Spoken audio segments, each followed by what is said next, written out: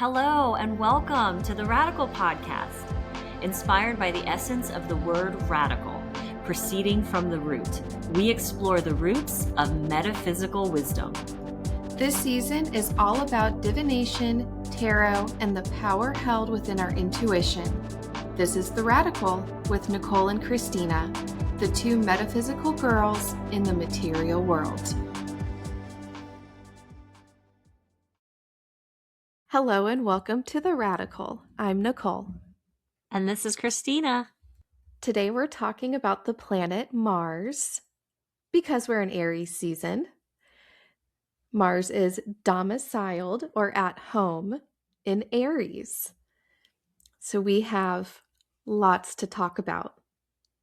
Yes, you should see my list of physical characteristics, listeners. You know I went down a rabbit hole.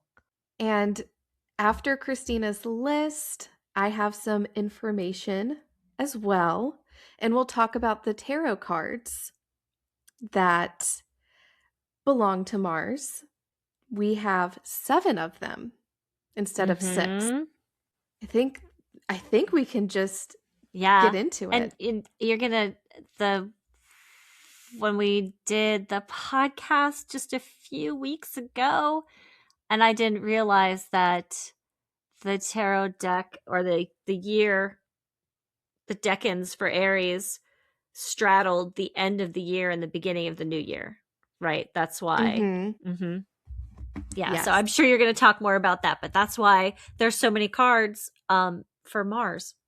Okay, let me talk about the physical characteristics of our close friend, Mars. It's a terrestrial planet, and the terrestrial planets are the Earth, Mercury, and Venus, and Mars. And that is that they are planets primarily composed of silica rocks, metals, and a solid surface. And why is Mars red to look at? It's ferric oxide. Oh, I looked back at the podcast we did last year, Personalities of the Planets, and I pulled out my little stack of notes that I had from that podcast, and now it grew into like a list like 3 times longer. But some of these notes are exactly the notes that I said in that podcast. And this was it. It's ferric oxide is the rusty iron. It's what gives Mars's sandy soil its distinctive red color. It's the planet's surface is covered in rust. The atmosphere is primarily carbon dioxide, CO2. It is 96% carbon dioxide. And the surface is rocky and dry. It does have frozen water at the polar caps. And Mars is very, very cold. The average temperature is negative 62 degrees Celsius or negative 80 degrees Fahrenheit.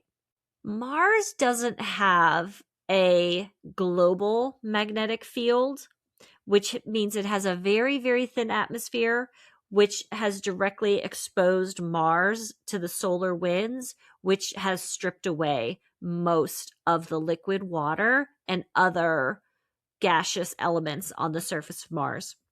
And it was because Mars had a very turbulent past. It's small, and I think what I read, or what I remember reading, and I think I watched a video on it, is that Mars had a very turbulent, short life. And because of the size of it, and because it seems like all the volcanic activity happened at one time, all of the water, the liquid water on Mars was like a huge, gigantic ocean. All the water was in one place, and then it cooled too quickly, and the water was stripped away by the solar winds. So it had a very turbulent period of time, very short, turbulent period of time. I love this note about the surface gravity on Mars is only 38% of Earth's, which means that you could jump 3 times higher if you were jumping on Mars. Have you guys ever had a dream where you can jump like really high, like you can jump over a building, or you could jump up into a tree or over a tree? I haven't. I've had a lot of flying dreams. but not necessarily jumping dreams. But that sounds Yeah. really fun. Yeah. I've had this jumping dream. And I think that that's what it would feel like if I was jumping on Mars. But I have this dream where I can jump really, really high. And it's a good controlled jump, listeners. It is a good controlled jump. Like I'm jumping over things for a specific purpose. It has a 687 Earth days orbit for the year.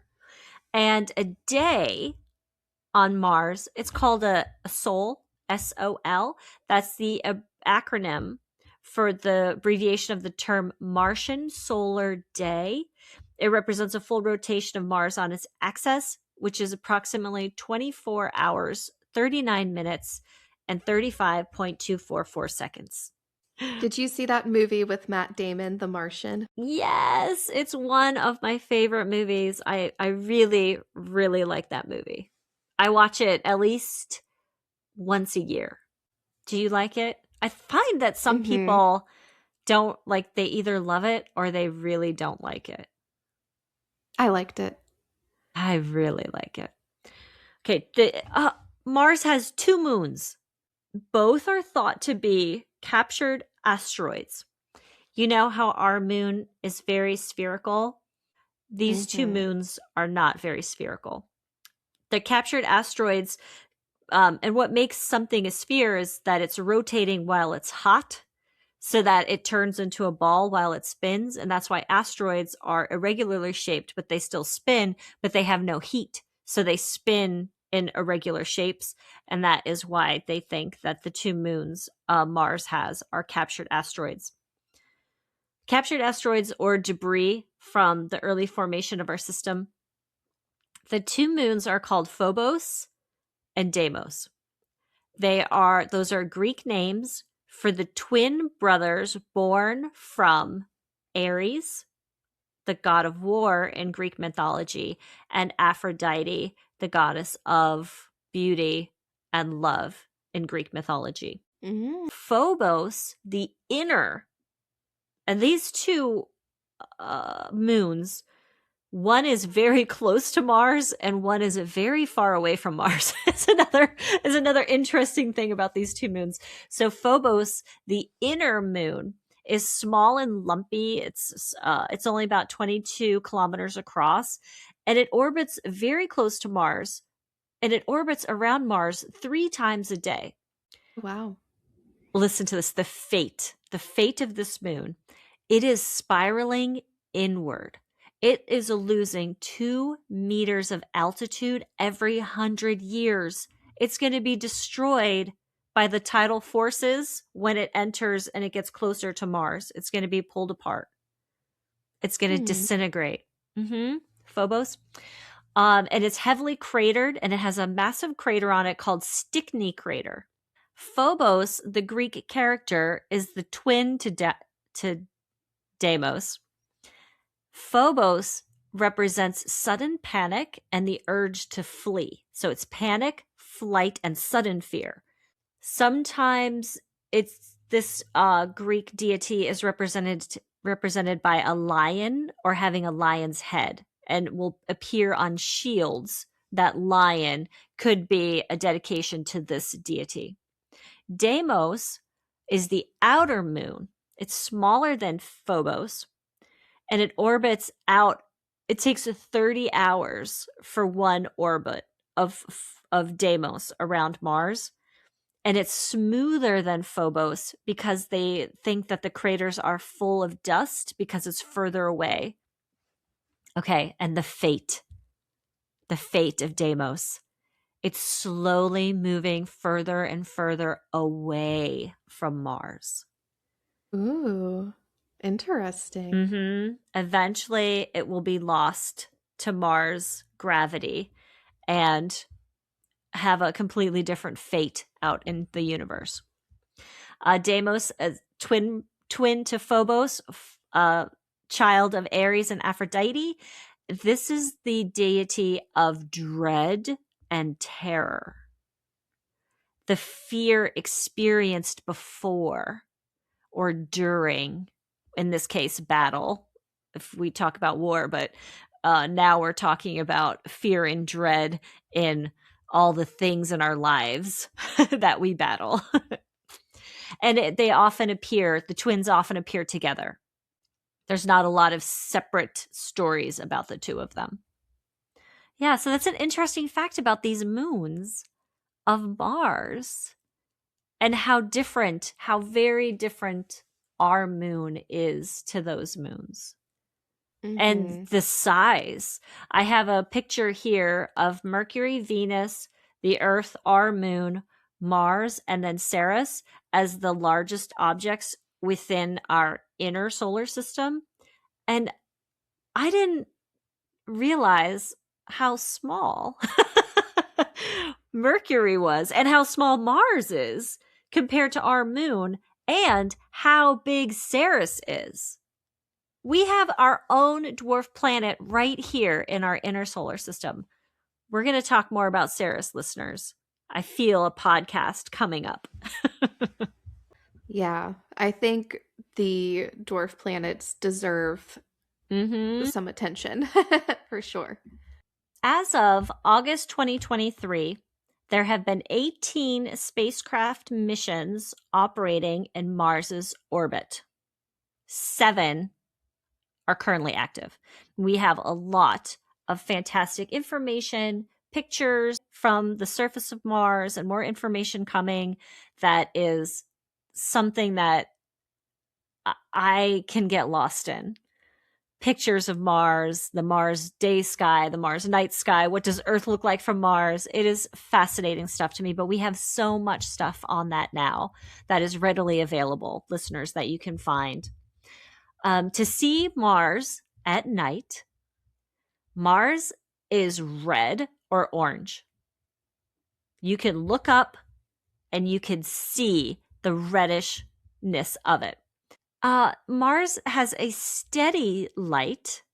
I don't think I knew this, that unlike twinkling stars, Mars and the other planets shine with a steady light.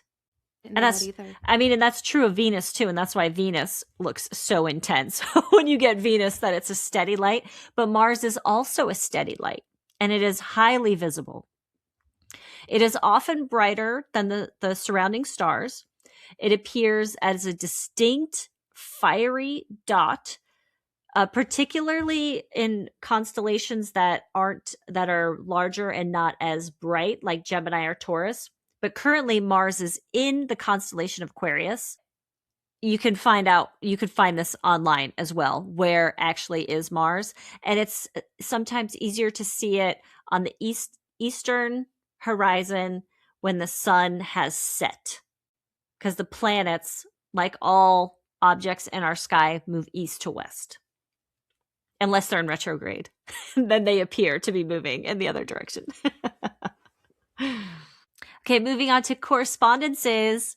The Tree of Life correspondence for the planet of Mars is the 5th sphere of Geburah. Geburah, as the 5th sphere, some of the concepts and attributes of that sphere are strength and power, might and severity, judgment, but also accountability, discipline and willpower, like the power to overcome obstacles. And it has a primary emotion of restriction and also necessary boundaries. Those are just some of the concepts of that 5th sphere of Geburah. The chakra associated, and I mean that there's associations with like your personal relationships to your chakra and this planet. The solar plexus, Manipura. Manipura means city of jewels or lustrous gem. This is the 3rd chakra, located in the upper abdomen, above the navel, but below the ribs. It's the powerhouse of personal power, identity, self-esteem, and willpower. Solar plexus is associated with the element of fire, the color yellow, and dictates self-confidence, digestion, and metabolism. It all makes sense. The number 9 is associated with Mars, and that represents completion, spiritual enlightenment. It serves as the final single digit before reverting to 0, so it signals the end of a cycle. We just talked about Odin's myth in The Mm-hmm. Hanged One, and Odin hung for 9 days and nights to gain wisdom, emphasizing the number's connection to initiation. The color is red for the physical look of the planet, but also for the energy of Mars, which represents an intense life force, grounding and passion. If you think about that short, passionate, volcanic history of that little planet, you can see that it has that driving force. It symbolizes primal creative power, the courage, but also destruction and purification, the power of fire. And red is often used to ignite spiritual awareness. It provides physical energy, and it can be very protective against negative energy. The metal for the planet Mars is iron. I think you even have a note about the symbol of the planet Mars and iron. And iron, spiritually, is a symbol of protection and strength and grounding. It can be used in rituals in a lot of different ways. Iron has a long history side by side with humanity in what energies are attracted to iron, what energies are repelled by iron, and what iron can do in manifestation work and what it can do in a lot of type of metaphysical work. Metal is or iron is also, it can represent yang energy, fortitude, willpower, and the inner discipline. Again, that inner drive. And the body parts associated with Mars. This list got really long. I started with just a few, and then I kept seeing some more interesting points of view on the body parts associated with Mars. And I'll start with the cortex, or the cortical portion of the adrenal gland. The head, like the external head, you think of the ram's horns, and that is the one that I always draw from the zodiac correspondence, that the ram's horns associated with Aries, associated with Mars, the head. The sense of taste, but also the breasts and maternal functions and the generative organs. So those would be the sexual reproductive organs, motor nerves, excretory organs, and the gallbladder. Hmm. But also, this is my new favorite one. It's the last on the list because it's the one I just found, the red corpuscles of the blood, because our blood is red. Mm. So that is a Mars Aries body part, our red blood. I like that for some reason. I think that you think about the function of blood in the body and the symbology of it, the color of it, and the story of Mars and Aries, that our blood would be ruled by that planet. It's a very diverse collection of body Yeah. parts. I mean, there's like a theme a little bit, but honestly, there's different points of view on it. So, whichever one is spiking your interest, listeners, you could do a deeper dive into any of them. But I also liked that it was so different. There were so many. Like you talk about maternal functions and the gallbladder and the cortex and the sense of taste, that it really helps me understand how many layers the energy is of this planet and of this of this planet. Okay, well, we are going to switch gears and talk about some of the astrology. Like Christina said, the orbit, Mars's orbit around the sun, takes 687 days, which is about 1.88 Earth years. It is one of the traditional 7 planets, meaning we can see it without a telescope. It's an inner planet on the inside of the asteroid belt. So, compared to the outer planets, the orbit around the sun is much shorter, quicker, which means it moves through the zodiac signs much more quickly. Mars changes zodiac signs approximately every 6 to 8 weeks, or about every month to month and a half. Wait, every month and a half to 2 months. There we go. And Mars's influence from an astrological perspective is more personal rather than collective, and more day to day rather than generational. Mm-hmm. And this is what I was looking at, Christina, before we hit record. I went down a mini rabbit hole. Way back in episode 31, we talked about eclipses, energetic portals in the celestial narrative. Whoa. And one of the things that I researched during that episode, or for that episode, was a book called the Dresden Codex. It was a Mayan book, and the Mayans tracked eclipses, the Mm-hmm. movement of Venus, and the orbit of Mars. I found this article from the Proceedings of the National Academy of Sciences.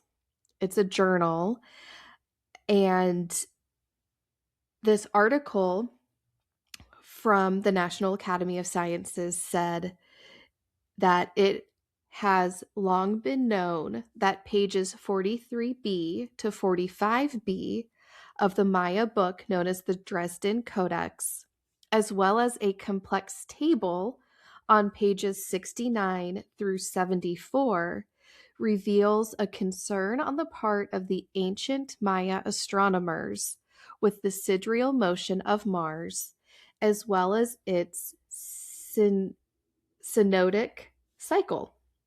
Mm. And synodic basically is the time it takes for a moon or a planet to return to the same position relative to the sun as we observe it here on Earth.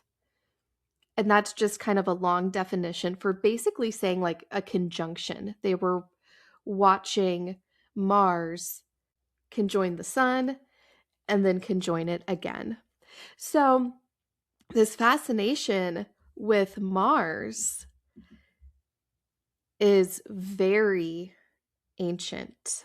The Mm-hmm. Dresden Codex is believed to be the oldest surviving book written in the Americas from the 11th or 12th century. Mm-hmm. And I we remember know that, I remember how fascinated I was on the 5 extra days before the winter solstice and Mayan culture. yeah. I would love to dig deep into that book. I don't know if I'm ready yet, but it's in the back of my mind that there's probably so much stuff in that, so much good stuff. I'll link that episode in our Substack. Mm-hmm. And we know that Mars was part of Roman mythology, Aries being the Greek counterpart. Aries and Aphrodite had the twins, which would be Mars and Venus in Roman myth. In myth, Mars represented strategic military power as a way to secure peace. Mars did not represent just senseless violence. Mm-hmm. In a similar way to the Emperor tarot card for Aries, Mars as the Roman god is associated with being disciplined and honorable, as well as the protector of the state.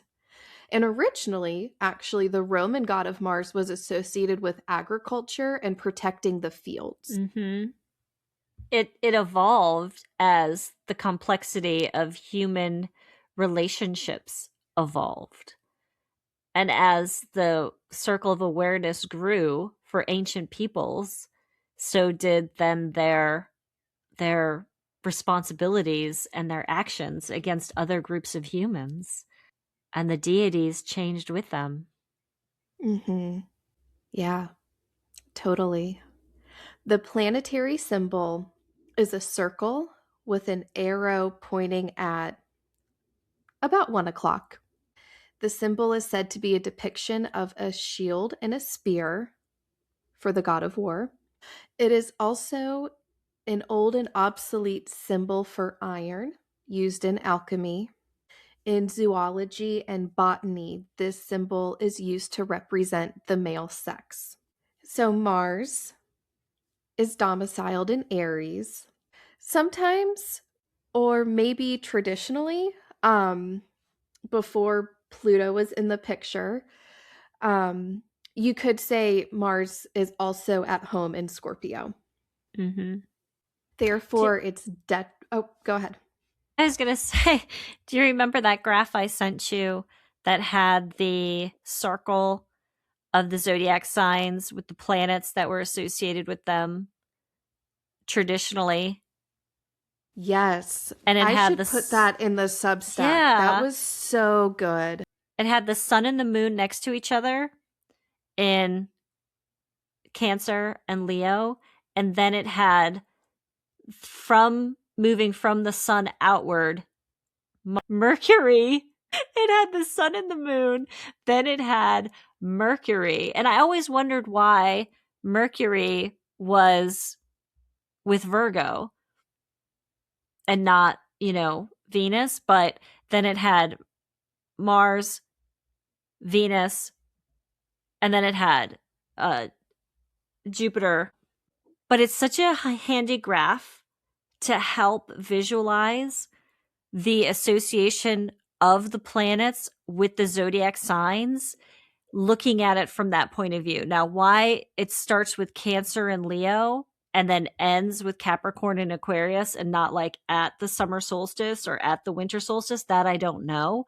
But it really shows a very beautiful alignment of the planets with the zodiac signs, in my opinion. And it helped me understand why they were arranged the way that they were. Yeah, I'll put that in the Substack. And that's helpful as we're talking about this right now because we're talking about the inner planets and why was Scorpio and Aries under Mars, and then you look at this and you can see why. Because it's going in order outward from the sun and Leo. Mm-hmm. Yeah, it's a good graph. Yeah, maybe this is the time for us to share it. And this image is only factoring in the 7 traditional celestial bodies. Mm-hmm. So we don't have Uranus, Neptune, and Pluto on here. So for me, it's really helpful to sort of see it from like that more ancient Mm-hmm. perspective before the 3 newer planets were a part of our astrological and tarot considerations. So for domicile for Mars, we have Aries, but pre Pluto, we include Scorpio. And Scorpio now is considered the domicile for Pluto. So with those 2 signs in mind, the detriment for Mars, therefore, Libra and Taurus. Mars is exalted in the sign of Capricorn, and therefore the fall is Cancer. It's 180-degree opposition. And Mars is associated with the first astrological house. This is Aries' first house of self, ego, identity, and physicality. And it's also the start of, or the start of the first house is often your ascendant line or angle. And we mentioned this before that Pluto is considered a higher octave of Mars. And that's why it was placed with Scorpio in place of Mars. It represents a more evolved, collective, or profound expression of Martian energy. Mars is a personal planet, Pluto is a transpersonal planet. And Mars governs like personal desire and immediate action in the physical world, and Pluto operates on a deeper subconscious or divine will, dealing with transformation, power, and regeneration. But still, both very fiery. And I like your note here, Christina, that because Mars traditionally was associated with Scorpio, you can also have some Martian influence on the eighth house, which is Mm-hmm. Scorpio's house, and that's that house of transformation. Mm-hmm. So the mode and element for Mars, cardinal, fire. I read that Aries, as cardinal fire, initiates action with passion and competition. True. And the polarity is yang. I think that makes absolute total Mm-hmm. sense. I looked up the definition of yang from the lens of Chinese philosophy, and it is the active, light oriented force. It represents energy, warmth, and expansion. It's characterized by movement, strength, and directness, and it signifies the doing aspect of life. Daytime, fire, and upward motion.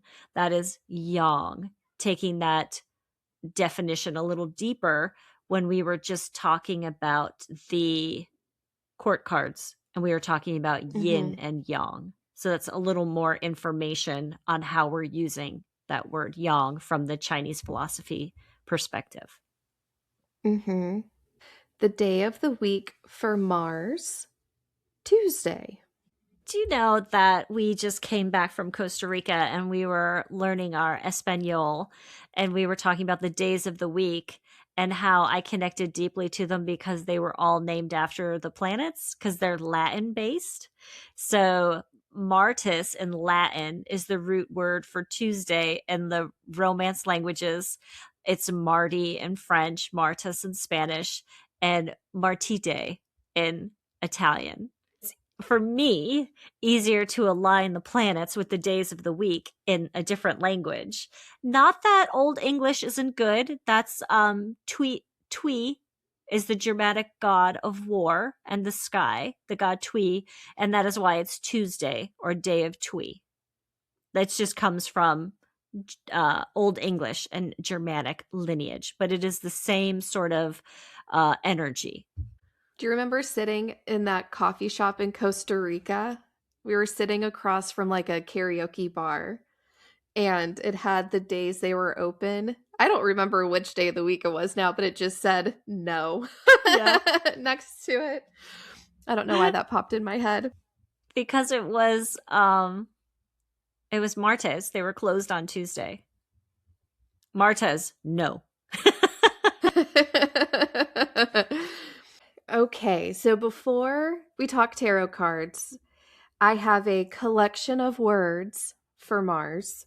It's lust and desire as a driving force, ambition, creation, taking action, projection, moving ahead, vigor, pushing, forging a path, trailblazing. Very Aries to be a trailblazer. I think Aries is very much the trailblazer of the zodiac because it's the first sign of the zodiac. Aggression, knowing how to fight, confrontation, as well as defensiveness. I think we kind of see that in the twins. Mm-hmm. One's sort of like the flight, the defensiveness, and the other one is a little more confrontational. Mars also deals with sexuality, arousal, attraction, passion, zest, zeal, vitality, and enthusiasm, protection, responsibility, discipline, and leadership. We definitely see those characteristics in the Emperor card. Strength and physicality makes me think of the first house. Healthy, rival like competition.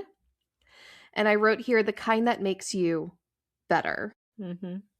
The warrior archetype, very much an Aries archetype. Courage, being daring and bold. Headstrong, like the Aries ram. Confidence in asserting your personal power. And now for some shadows. I said this as one of like the energies for Mars, but it can also be a shadow. So Mm-hmm. lust and desire as a driving force. There's, I think, that fine line between that idea as a force for good and a shadow. Mm-hmm. Another like potential shadow or a force for good, leaping before looking, acting before thinking. Sometimes that's good. Sometimes it's detrimental. Acting as a bully, having a fiery temper, being hot-blooded, Im- impulsivity, forcing or bulldozing, rushing, being impatient, arrogance, domination, and control. Mm-hmm. And as we mentioned, as we move into the tarot cards for Mars, Christina mentioned this at the beginning. The only planet to rule 6 decans instead of 5, and to rule 2 consecutive decans, Pisces 3 and Aries 1, is Mars. The zodiac year begins and ends with a Martian ruled decan. Mm-hmm. So the first card that is a Mars card is card number 16 in the major arcana, the Tower. This is the card that we're talking about next week. But in a nutshell, the Tower is sort of like sudden destabilization. And I love thinking of it this way too, the gift you cannot give yourself. It's like this external force that comes in and reorganizes your life. And in the moment, it feels pretty intense, traumatizing, upsetting, startling. But it's one of those things where as time goes by, you can look back and see why it happened. And you Mm-hmm. can, I mean, I've definitely had tower moments in my life where I can look back with appreciation and be grateful things unfolded the way they did, even though at the time it was Mm-hmm. not pleasant. So the Two of Wands, which starts the zodiac year, Mars in Aries. The hermetic title for this card is the Lord of Dominion. And we can think about Aries outwardly projecting its yang will, and Mars surveying the conquerable. This is our figure who stands holding a globe, looking out across the sea in between two wands. And the energy of this card, ambition, pondering the future, and a desire to expand your horizons. And Mars in Aries, of course, domicile, Mm-hmm. astrological placement.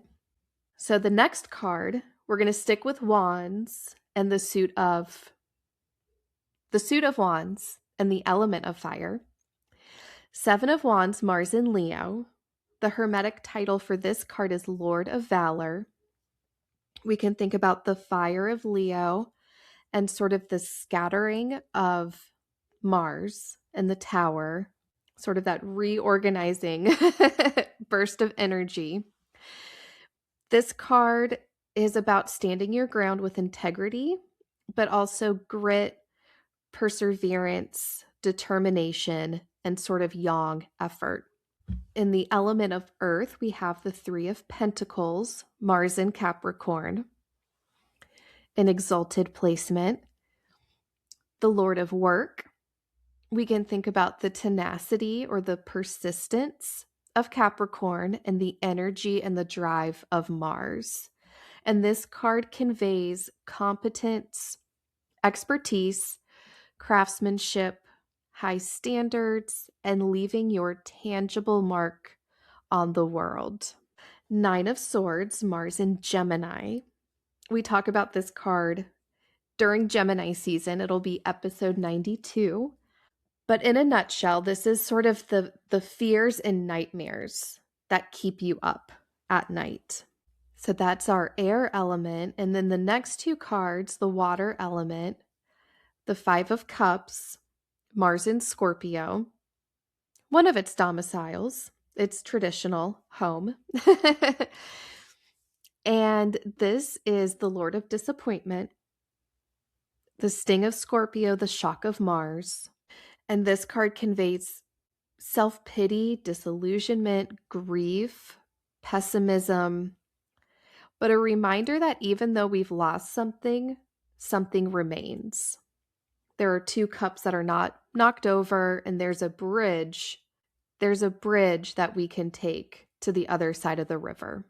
And then the 10 of Cups, Mars in Pisces. This card closes out the end of the zodiac year. This is the Lord of Satiety. We can think about the flowing openness of Pisces and sort of the payoff, the reward of the young efforts of Mars. This card conveys bliss, serenity, love, fulfillment, contentment, comfort, joy, harmony, and wholeness.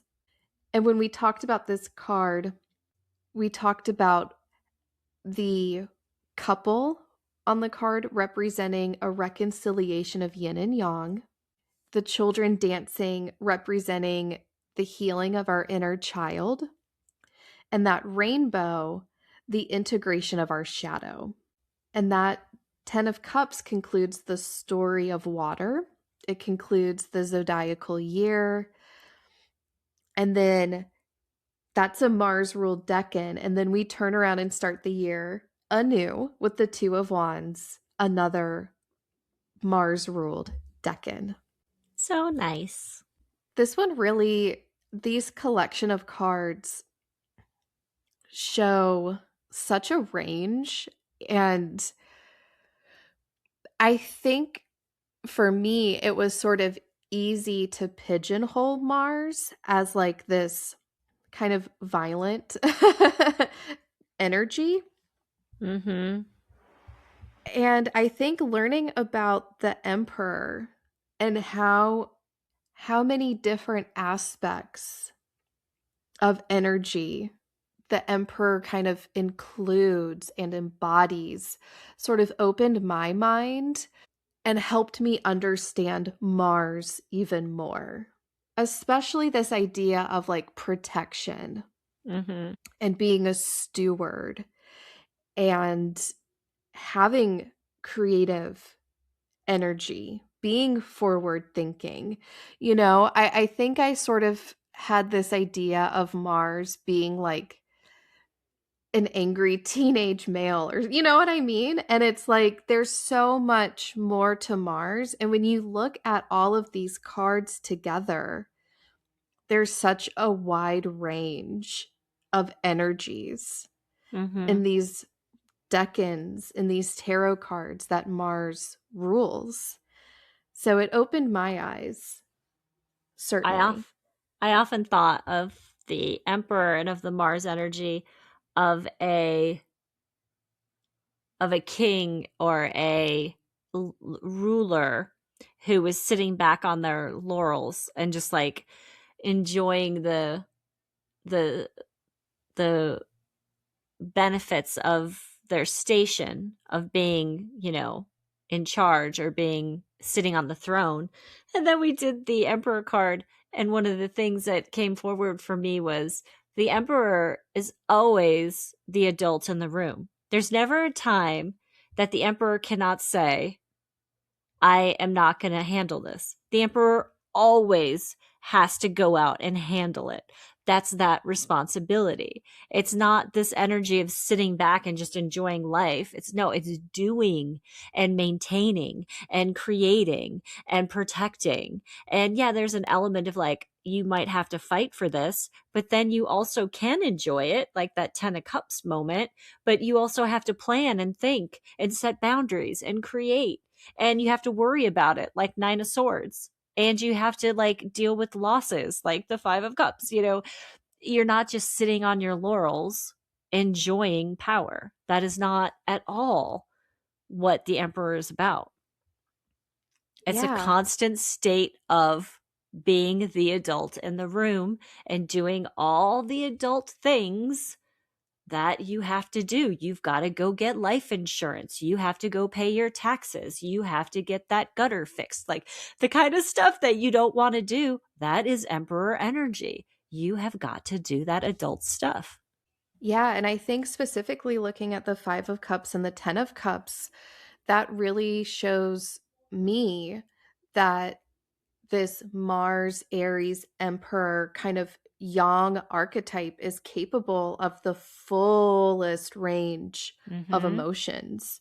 We do have grief and loss in Mm-hmm. that card.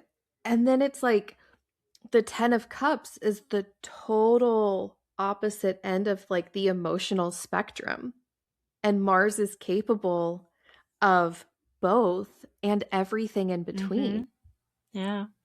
It is so fun looking at the cards this way. Mm-hmm. And we'll, of course, have these 7 tarot cards, their picture in the Substack. Are you ready for the messages from the Yes. universe? Okay. Yes. I am using my Enchanted Blossoms Oracle deck by Carla Morrow. And I have 3 cards. So choose card A, B, or C. And our first card, Protection. The flower on this card is eucalyptus, and the butterfly is the monarch. These, I didn't read the guidebook before we hit record, but there's a definite theme. Yes. So, Like right out of the gate. Here we go. mhm, here we go. There are over 700 species of eucalyptus, with all but 15 exclusively Australian. Sparse fossil records show that some specimens were present in South America as far back as 56 to 33 million years ago. Modern eucalypts are a cash crop, as their fragrant oils are used in cleaning products and disinfectants, and it is currently cultivated all over the world. Blue gums were planted in California in the 1870s in the hope the fast growing tree could be harvested for timber. When the wood from the young trees could not be used as lumber, many argued for the trees to be replaced with natives. However, butterfly conservationists came out in support of the trees, as they have become the preferred roost of the monarch butterfly. The eucalypts offer the butterflies protection from the elements and predators, and removing the trees could disrupt the monarch's migration pattern. This card wants you to know that you are protected. Your ideas and beliefs are sheltered and safe.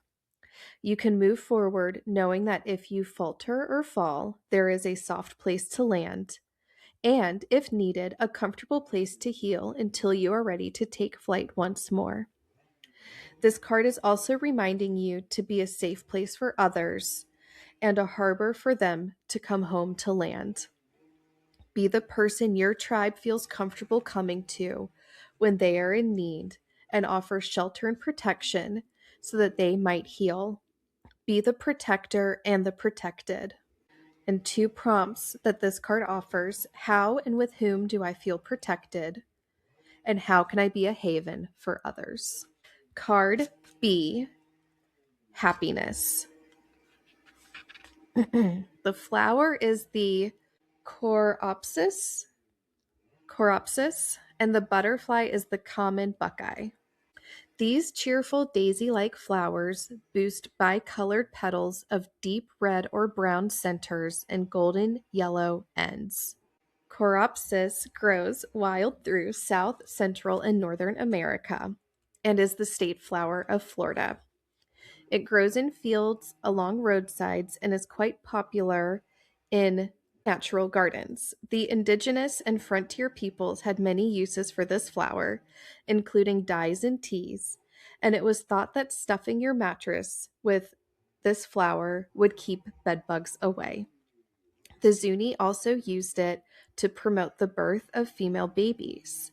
Summer blooming and tolerant to many various conditions, this flower is now a favorite in gardens and pots in China. Enjoy the little things in life. Being happy is a choice, not a destination. With some helpful cues and careful planning, you can now choose to be more cheerful. Seek out small pleasures such as a nice tea, some beautiful flowers, a good laugh with friends, or a favorite movie. Go on daily walks and make time to look at the stars. Play more, even if it is just for a few moments. Be sure to create time for yourself and the things that bring you cheer every day. The more actions you take towards your happiness, the more ingrained those pleasurable habits will become. What makes me happy? What can I do for my long-term happiness? And card C, generosity. Flower, the honeysuckle. Butterfly, the white admiral. With its sweet nectar reminding us of summers gone by, honeysuckle is mostly native to China. More than half of the species is cultivated there. Its tendrils have been used to make rope and baskets for centuries and are still used for that purpose by hobbyists who enjoy working with natural materials. Honeysuckle bushes are used in gardens to attract hummingbirds and butterflies, and it can grow generously and voraciously. Carrying honeysuckle is thought to lift one's spirit and encourage generosity. In A Midsummer Night's Dream, Shakespeare writes, "Sleep thou, and I will wind thee in my arms. Fairies be gone, and be all ways away. Dew doth the wood bind, and sweet honeysuckle gently entwist." Living generously and helping others can give you a sense of purpose and lead to a longer, healthier life. Be giving with yourself first. Find little things that will lift not only your mood but your soul. This card may be making an appearance because you've been so wrapped up in the day-to-day grind that you've forgotten to take care of yourself. Commit to doing something that makes you happy every day. This is not about indulging every whim, but doing a few small things that make you feel good without taking anything from others. Once you are giving yourself joy, you can begin sharing it with others. Be altruistic with your money, your possessions, or your time. The more you give, the more you have to give. How can I be more generous with myself and others? What do I have to offer? Thank you, universe. Thank you, universe. And next week, we're back with the Tower, our final card during Aries season before we move into Taurus. So until then, listeners, thank you. We love you. Bye. Bye.